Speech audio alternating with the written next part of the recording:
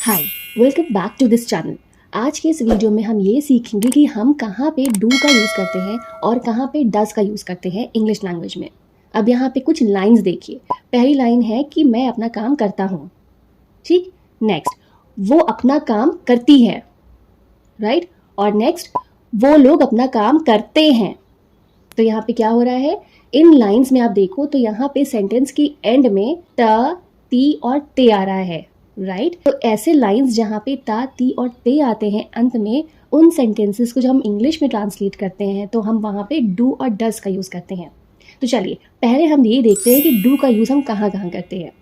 सबसे पहली बात, डू का यूज़ हम करते हैं वहाँ पे जहाँ पे हम आई, यू, वी या दे लगाते हैं। तो चलिए अब इस चीज़ को हम कुछ एग्जाम्पल से समझते हैं। पहला सेंटेंस है, मैं रोज़ अपना होमवर्क करती हूँ। फिर इसकी इंग्लिश हो जाएगी, I do my homework every day. I do my homework every day.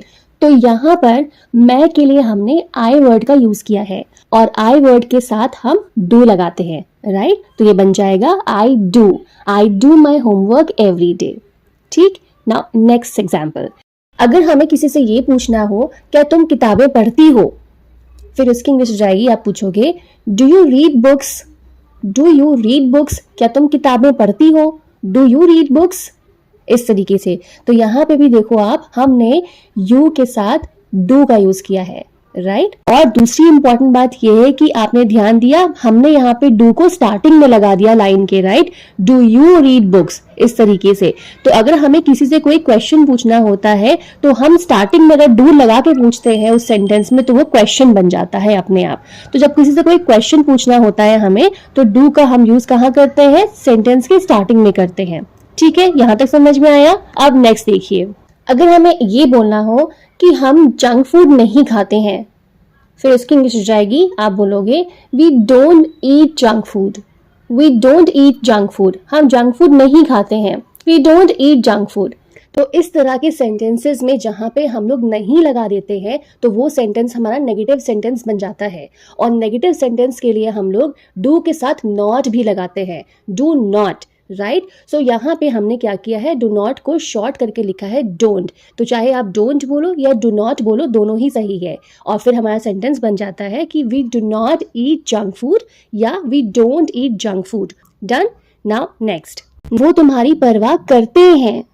फिर उसकी इंग्लिश हो जाएगी, they do care about you. They do care about you, वो तुम्हारी परवाह करते हैं। They do care about you. तो यहाँ पे भी हम लोगों ने दे के साथ डू का यूज किया है। ग्रेट।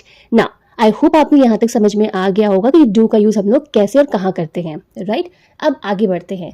अब हम ये देखेंगे कि हम लोग डज का यूज कहाँ करते हैं। सो बेसिकली जहां भी हम लोग ही, शी, इट या किसी का नाम बोलते हैं, किसी का नाम लेते हैं, तो उस सेंटेंस में हम लोग डज का यूज करते हैं इन वर्ड्स के साथ, ठीक है। अगर हमें ऐसे बोलना हो कि वो हॉरर फिल्में नहीं देखता, तो ये कैसा सेंटेंस हो गया, नेगेटिव सेंटेंस हो गया, राइट, क्योंकि यहाँ पे नहीं लगा हुआ है। तो जैसे कि हमने बताया था कि डू के साथ हम नॉट लगा देते हैं नेगेटिव सेंटेंस के लिए, डोंट बन जाता है फिर वो, वैसे ही डज के साथ भी हम नॉट लगा देते हैं ताकि वो डजंट बन जाए, राइट, या डज नॉट बन जाए। तो इस तरीके से हम एक नेगेटिव सेंटेंस बनाते हैं। तो अब इसका इंग्लिश में ट्रांसलेशन हो जाएगा, he doesn't watch horror movies, ठीक है। नेक्स्ट अगर हमें ऐसे बोलना हो, इसमें ज्यादा वक्त नहीं लगता है, फिर उसकी इंग्लिश जाएगी, आप बोलोगे it doesn't take much time. It doesn't take much time, इसमें ज्यादा वक्त नहीं लगता है। It doesn't take much time, ठीक है, इस तरीके से। अब नेम के साथ भी हम डज का यूज करते हैं। अगर ये बोलना हो कि पूजा जंक फूड नहीं खाती है, फिर उसकी इंग्लिश जाएगी, आप बोलोगे Pooja doesn't eat junk food. Pooja doesn't eat junk food. Next है, नाउ डू की तरह ही डज का भी हम लोग यूज करते हैं किसी से क्वेश्चन पूछने के लिए। फॉर एग्जाम्पल, अगर आपको किसी से ये पूछना हो कि क्या वो हर दिन स्कूल जाता है, फिर उसकी इंग्लिश जाएगी, आप पूछोगे does he go to school every day. Does he go to school every day, क्या वो हर दिन स्कूल जाता है। Does he go to school every day. So basically यहाँ पे हमने क्या किया, डज को लगाया क्वेश्चन पूछने के लिए, वो भी कहाँ पे, स्टार्टिंग में। तो जब भी हम सेंटेंस के स्टार्टिंग में डज लगा देते हैं तो वहां पे हम क्वेश्चन पूछ रहे होते हैं। ऐसे ही एक और क्वेश्चन देखिए, अगर आपको ऐसे पूछना हो कि क्या आपके शहर में बहुत बारिश होती है, तो इसको हम इंग्लिश में कैसे पूछेंगे, इसका जवाब आप कमेंट सेक्शन में देते हुए जाइए। तो इसी के साथ ये वीडियो यहाँ पे कंप्लीट होती रहे, होप आपको अच्छी लगी होगी। अब मिलते हैं अगली क्लास में, तब तक प्रैक्टिस करते रहना। Take care, bye bye.